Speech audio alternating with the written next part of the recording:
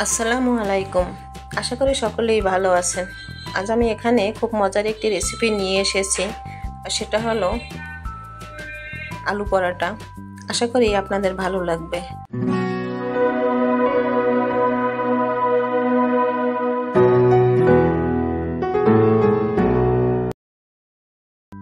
প্রথমে আমি একটি বাটিতে ময়দা নিয়েছি। এখানে আমি 2 কাপের মতো ময়দা নিয়েছি। আপনার ইচ্ছে করলে আটা দিয়েও করে নিতে পারেন। এখন এই ময়দার ভিতরে আমি স্বাদমতো লবণ দিয়ে দিলাম। আমি 1 টেবিল চামচের মতো সয়াবিন তেল দিয়ে দিচ্ছি। এখন আমি ভালো করে মিশিয়ে নিচ্ছি।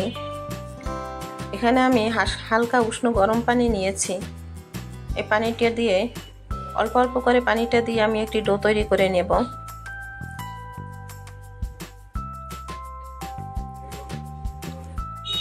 হাত দিয়ে ভালো করে মথে নেব।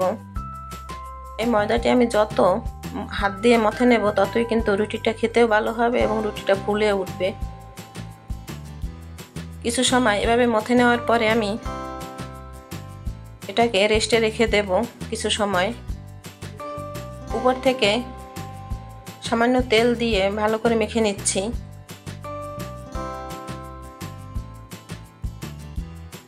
এখন আমি এখানে এটাকে আধা ঘন্টার জন্য রেস্টে রাখবো। একটি ঢাকনা দিয়ে রেখেছি। দেখুন, এখন আমি ভর্তাটা তৈরি করে নিচ্ছি। এখানে আমি 3টি পেঁয়াজ কুচি করে দিয়েছি। এখন আমি এর ভিতরে কাঁচামরিচ দেব। কাঁচামরিচটা কুচি করে দিয়েছি 4-5টির মতো। ধনিয়া পাতা দিয়ে দিলাম কুচি করে। এখন এখানে স্বাদমতো লবণ দিয়ে ভালো করে মেখে নেব। হাত দিয়ে ভালো করে মেখে নিতে হবে। এর ভিতরে আমি এখন শুকনো মরিচ তেলে গুঁড়ো করে নিয়েছি। সেখান থেকে আমি 1 চামচের মতো শুকনো মরিচ দিয়ে দিলাম।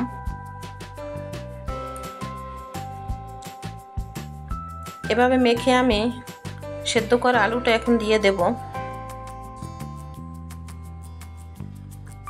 ভালো করে মেখে নিয়ে এখানে আমি সরিষার তেল দিয়েছি। আমি এখানে 1 চামচের মতো সরিষার তেল দিয়ে দিলাম। আমি আগেও 1 চামচ দিয়েছি, মোট 2 চামচের মতো আমি এখানে সরিষার তেল দিলাম। ভর্তাটি হয়ে গেছে। এখন আমি পরোটাগুলো ভেজে নেব, বেলে নেব। হাত দিয়ে ডোটা নিয়েছি। এখন আমি এই 2 কাপ ময়দা দিয়ে আমি 4টি পরোটা তৈরি করে নেব।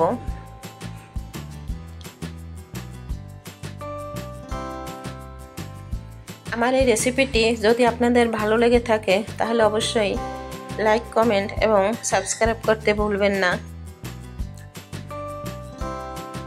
আমি এখানে একটি ছোট রুটি বেলে নিচ্ছি।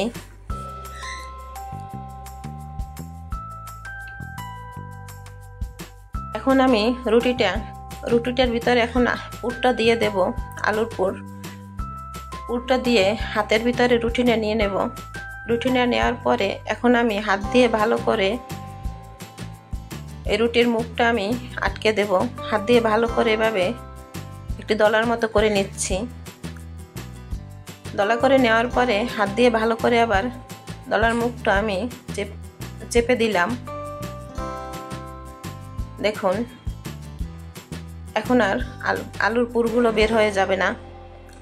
এভাবে আমি এখন পরোটাগুলো বেলে নেব।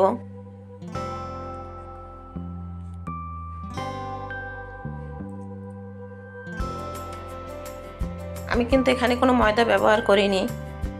দেখুন, পুরোটা আমি দেখিয়ে দিলাম। এখন আমি ভাজতে যাব। ফ্রাই প্যানে আমি দিয়ে দিলাম, তবে আমি কিন্তু এখন তেল দেইনি। 2-3 বার উল্টানোর পরে আমি তেলটা দেব।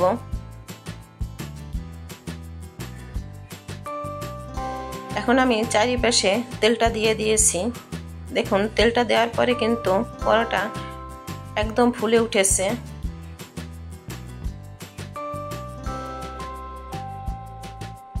দেখুন ফুলে একেবারে টইটুম্বুর হয়ে গেছে। 2-3 বার উল্টানোর পরে যদি আমরা তেলটা ব্যবহার করি তাহলেই দেখা যায় যে পরোটাগুলো ফুলে ওঠে। উল্টে পাল্টে আমি উঠিয়ে নিচ্ছি পরোটা। দেখুন তৈরি হয়ে গেল আলু পরোটা। খুব মজার একটি খাবার এবং অল্প সময়ের ভিতরে এই পরোটাগুলো তৈরি করা যায়। আমার এই রেসিপিটি যদি আপনাদের ভালো লেগে থাকে তাহলে অবশ্যই লাইক, কমেন্ট এবং সাবস্ক্রাইব করতে ভুলবেন না। আশা করি আমার এই রেসিপিটি আপনাদের ভালো লেগেছে। বাসায় একবার তৈরি করে দেখবেন। সকলেই ভালো থাকবেন। আল্লাহ হাফেজ।